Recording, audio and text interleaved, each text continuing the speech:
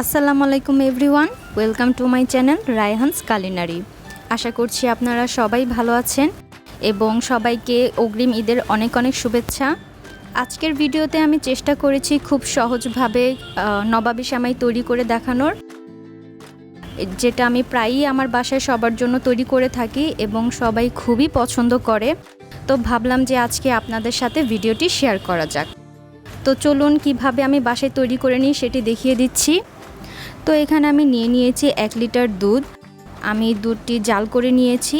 একবার বলক চলে আসলেই আমি চুলার আঁচ এখানে মিডিয়াম করে দিয়েছি। এরপর এখানে আমি দিয়ে দিব আমার পরিমাণ মতন চিনি। তো এখানে আমি হাফ কাপ চিনি নিয়েছি এবং 2 টেবিল স্পুন গুঁড়া দুধ দিয়েছি। সাথে দিয়ে দিচ্ছি আমি 1/4 কাপ কাস্টার্ড পাউডার। এই পর্যায়ে কিন্তু চুলার আঁচ আমার একদমই মিডিয়াম লোতে রয়েছে, কেননা দুধটা কিন্তু লেগে যেতে পারে। তো আপনারা এখানে কাস্টার্ড পাউডারটি দেওয়ার পরে একটু নাড়তে থাকবেন যেন দুধটি নিচে লেগে না যায়। এখানে আমি অনবরত নাড়তে থাকবো যেন পাত্রের সাথে লেগে না যায় এবং সাইডে দুধের যে সরগুলো লেগে রয়েছে স্প্যাচুলার সাহায্যে সুন্দর মতো দুধের সাথে মিশিয়ে দিব। এভাবে নাড়তে নাড়তে যখন আমার সুন্দর একটি কনসিস্টেন্সিতে চলে আসবে, এরপর আমি এটি নামিয়ে নিব। নামিয়ে কিছুক্ষণ ঠান্ডা করে নিব।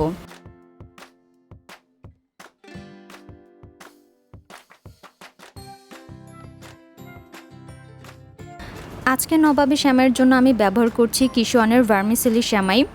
তো এখানে আপনারা আপনাদের পছন্দ মতো যে কোনো ব্র্যান্ডের সেমাই ব্যবহার করতে পারেন, কিন্তু চিকন এই লম্বা টাইপের সেমাইটা হলে নবাবী সেমাইটা একটু খেতে ভালো লাগে।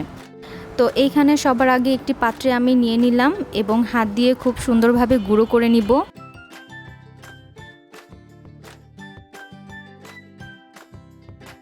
গুঁড়ো করে নেওয়ার পরে আমি এখন চলে যাব ভাজার জন্য।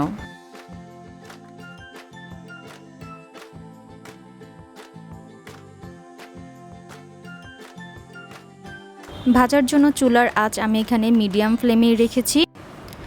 সেমাইয়ের সাথে আমি দিয়ে দিব 2 টেবিল স্পুন গুঁড়া দুধ এবং 1/4 কাপ চিনি। এখানে আমি জর্দার রং ব্যবহার করছি, এটা পুরোপুরি অপশনাল, আপনাদের ইচ্ছা হলে আপনারা দিতে পারেন, না দিলেও কোনো সমস্যা নেই। তার সাথে দিয়ে দিচ্ছি ঘি। এখানে 2 টেবিল স্পুনের মতন আমি ঘি ব্যবহার করেছি।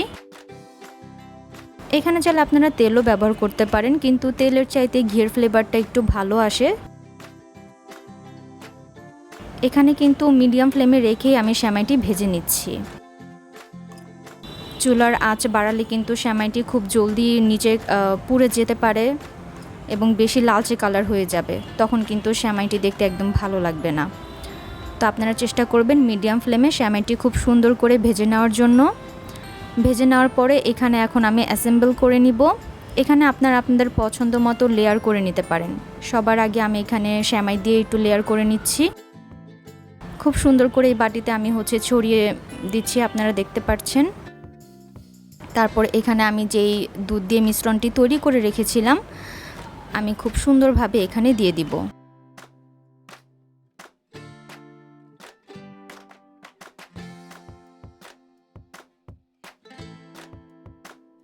চামচের সাহায্যে আমি একটু ছড়িয়ে দিব যেন চারিদিকেই মিশ্রণটি ভালো মতন যায়।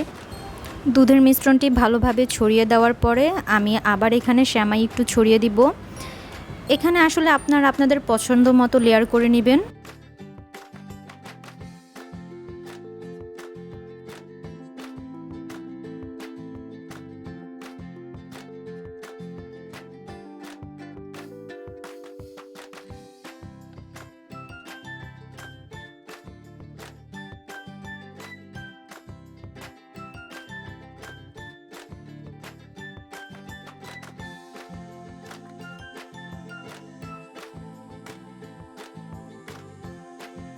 আপনারা কিন্তু চাইলে এই মিশ্রণের সাথে কিছু বাদাম কুচিও দিতে পারেন, কিন্তু আমি আর সেটা করছি না, যেহেতু আমি বলেছি যে খুব সহজভাবেই আজকে আমি নবাবী সেমাইটি তৈরি করে দেখাবো, যার জন্য আমি এখানে আর এক্সট্রা কিছু অ্যাড করছি না। আপনারা চাইলে দিতে পারেন, টেস্টটি খুব ভালো আসে।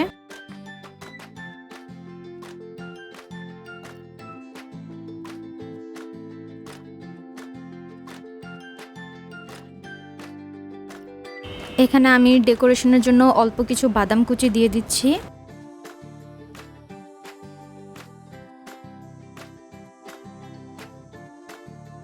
এবং উপরে হচ্ছে কিছু কাঠবাদাম আমি কেটে রেখেছিলাম, সেটাও আমি জাস্ট সাজানোর জন্য ইউজ করছি। এটা আসলে পরিবেশনটা যার যার ইচ্ছে মতো আপনারা করে নিতে পারেন। ব্যাস তৈরি হয়ে গেল খুব সহজেই নওয়াবি সেমাই। আশা করছি আমার রেসিপিটি আপনাদের সকলের খুবই ভালো লেগেছে। ভালো লাগলে কিন্তু অবশ্যই কমেন্টে জানাবেন। আপনাদের কমেন্ট কিন্তু আমাকে অনেক উৎসাহ দেয়। আর এই ঈদে কিন্তু আশা করছি ফ্যামিলিকে অবশ্যই এটি বানিয়ে খাওয়াবেন।